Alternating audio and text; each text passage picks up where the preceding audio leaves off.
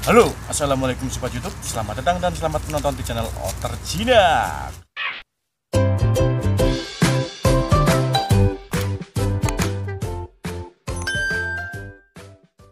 Kita sudah berada di tengah hutan, ya, di belakang saya. Dan kita bersama si Momo ya, tentunya. Sini Mo. Ini Momo ya. Sudah lumayan bobot. Aduh. Oke. Kali ini kita akan membahas 3B. Apa itu 3B? Berisik, bau, boros. Ya. Biasanya kita sering mendengar salam 3B, salam 3B, salam 3B. Dan untuk para pecinta hewan, khususnya otter yang pengen memelihara otter, biasanya dia bertanya, apa itu 3B? Berisik, bau, boros. Wah, berarti dia tuh berisik banget ya, mengganggu ya, bising ya. Berarti dia itu bau ya. Sampai tujuh aja. Padahal biasa aja tuh, enggak bau-bau. Kalau ya kan, enggak bau-bau banget. Terus juga namanya hewan, mau kita aja juga bau buatan manusia, kayak gitu, ya kan? Boros, apa benar boros? Ayo kita bedah, yuk.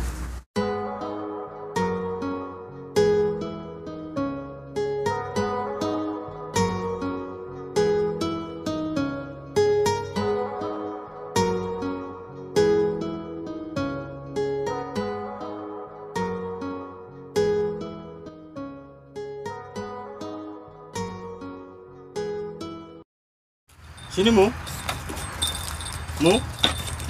Sini Mu. Oh hehe. Mantap. Halo. Oke. Kita sudah berada di saung ya teman-teman. Di saung di pinggiran hutan. Masih bersama si Momo. Dan Momo masih lincah ya. Dia belum kecapean. Sini Mu. Oke. Kita akan bahas 3B. Apa itu 3B? Ya seperti yang kita bicarakan di awal ya, berisik, bau, boros. Berisik ya, kita akan bahas yang pertama itu berisik. Otter memanglah hewan yang berisik, tapi berisiknya itu bisa diatasi. Tapi sebelum kita bicara tentang penanganan, kita bicara dulu tentang sebabnya kenapa si otter itu berisik. Oke. Yang pertama, karena dia lapar. Otter kalau kelaparan, dia akan memanggil-manggil tuannya, atau memanggil, kalau di alam liar, dia akan memanggil induknya untuk minta makan. Dan itu wajar, ya kan? Manusia juga gitu toh, apalagi hewan. Tadi pertama lapar, yang kedua adalah kesepian. Otter kalau kesepian, dia akan memanggil koloninya kalau di alam liar. Nah, karena kita sudah mengadopsi si otter, otomatis si otter menganggap kita adalah bagian dari koloninya atau partnernya. Jadi dia minta ditemani, ya kan? Itu tadi kesepian. Yang ketiga, dia ingin keluar dari kandang. Kalau kita yang peliharanya di dalam kandang, walaupun free room, masih bisa berisik kalau dia kesepian. Nah, jadi intinya saat dia berisik, lapar, kesepian, dan ingin keluar dari kandang, itu harus kita berikan solusinya. Solusinya saat dia lapar, ya kita kasih makan, atau sebelum dia kelaparan kita sudah kasih makan, atau kita harus hafal jadwal makannya dia. Biasanya dia makan jam berapa? Kalau pagi jam sekian, kita sebelum jam sekian kita kasih makan. Kalau malam jam berapa? Kita kasih sebelum jam makannya dia, kayak gitu, ya kan? untuk menghindari berisik. Kalau dia kesepian, nah ini yang paling penting. Otter itu hidup berkoloni ya di alam liar. Jadi buat para pecinta otter atau buat para yang pelihara otter ya, kasih waktulah, luangkan waktunya 1 jam atau 2 jam dalam sehari, ya kan, biar si otter itu nggak kesepian, nggak stres. Kasihan toh, kita sudah adopsi, kita sudah memisahkan otter dari induknya, ternyata dicampakkan, dia stres, kasihan. Jadi interaksi itu penting, kita harus temani si otter ya. Yang ketiga adalah ingin keluar dari kandang. Jadi gini teman-teman, otter itu hewannya aktif. Kalau dia di dalam satu kotak kandang untuk waktu yang lama, itu bisa menimbulkan stres, dia cemas. Jadi buat teman-teman, untuk menghindari satu yang tadi, poin pertama berisik, lapar, kesepian, sama pengen keluar di kandang, ya tadi kita kasih solusi yang seperti tadi itu ya. Oke ya, Mu, kamu berisik gak, Mu? Enggak kan, enggak. Ya, yang kedua, setelah berisik, bau. Teman-teman, si Mumu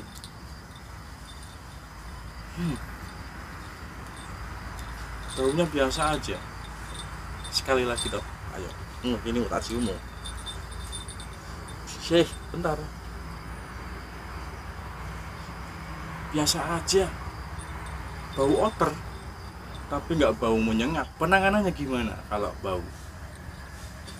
Seperti kita ketahui, otter adalah hewan semi akuatik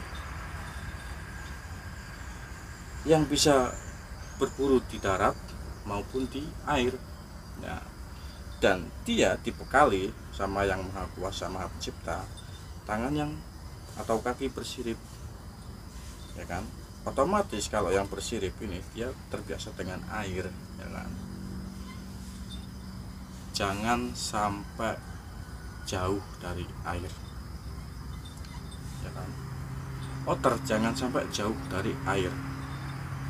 Maksudnya gimana? Maksudnya pagi kita kasih air buat mandi, siang kita kasih air buat mandi, sore kita kasih air buat mandi, malam pun sama kita kasih air buat mandi. Karena apa?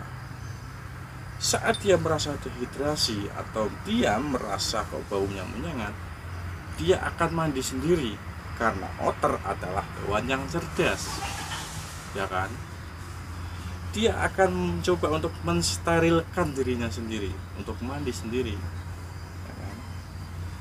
Saran, kalau buat teman-teman yang suka kasih sampo atau suka gimana, itu terserah teman-teman lah, teman-teman yang lebih tahu. Tapi kalau saya sendiri, saya lebih suka cuma air saja.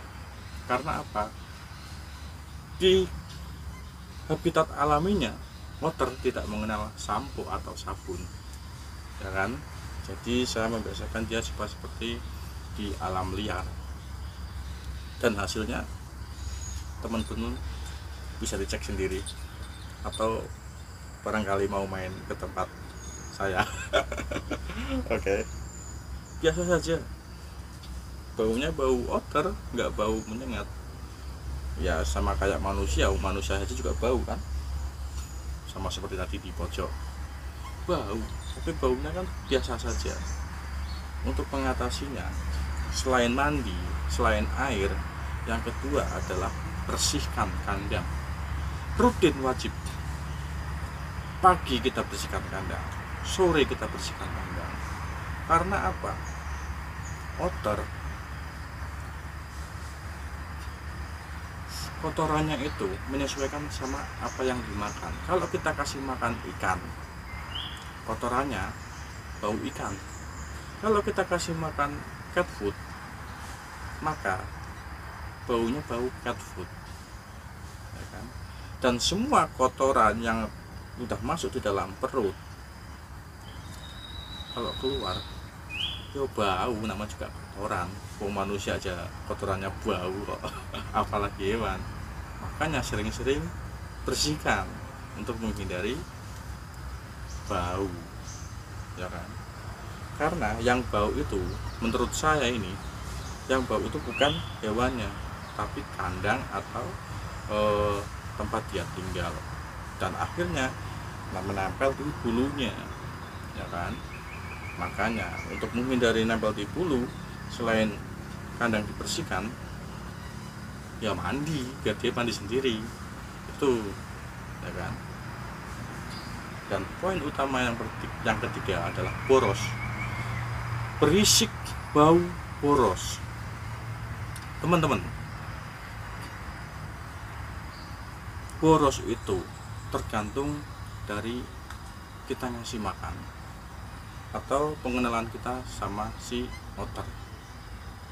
Kalau saya lebih cenderung ke cat food.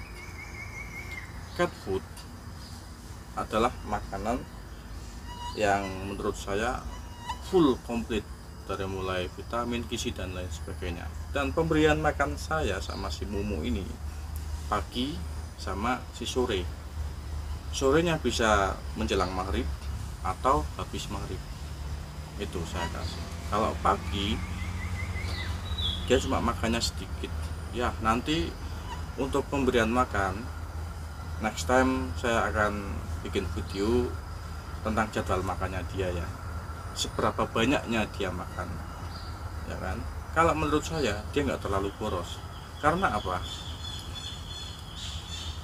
Saya kasih dia itu cat food yang mereknya bulk, 1 kilo bisa sampai 2 minggu, ya kan?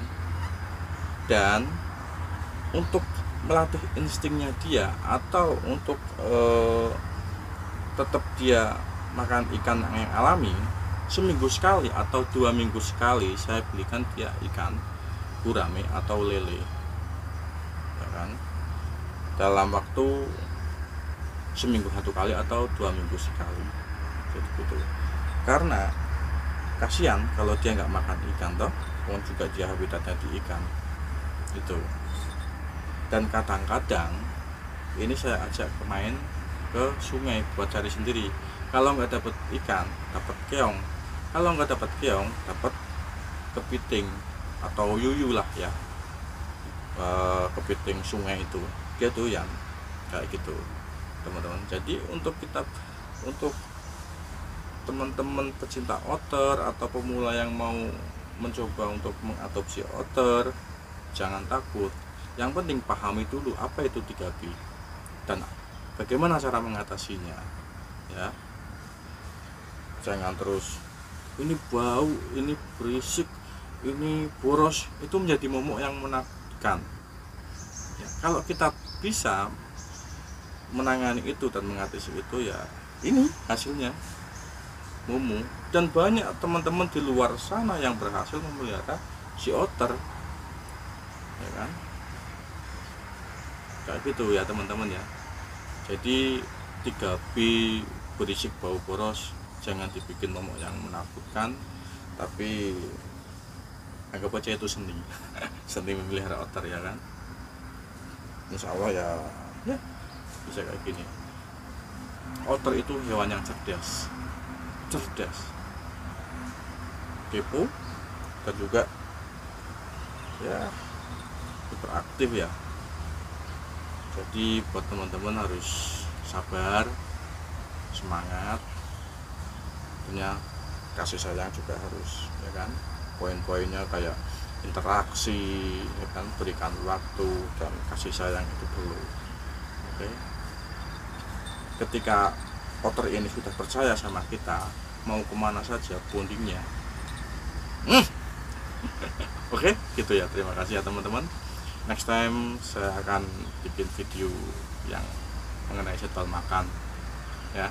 Jadi kita bisa tahu seberapa borosnya si otter makan, ya. Oke, terima kasih. Yuk, sampai jumpa di video berikutnya. Ayo, dadah. Oke.